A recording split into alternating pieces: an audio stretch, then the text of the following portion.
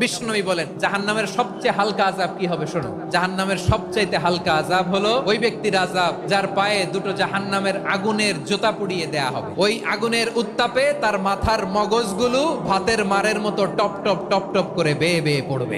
জাহান্নামের অবস্থা এত ভয়ঙ্কর হবে, জাহান্নামের ভেতরে লক্ষ লক্ষ কোটি কোটি কাফির মুশরিককে দেওয়ার পরেও জাহান্নাম বলবে আরো আছে নাকি, আরো দাও, আমার ক্ষুধা নিবারণ হয় নাই। জাহান্নাম এত উত্তপ্ত হবে, জ্বলন্ত হবে, ভয়ঙ্কর হবে, জাহান্নামের এক অংশ আরেক অংশকে খেয়ে ফেলবে। আল্লাহু আকবার।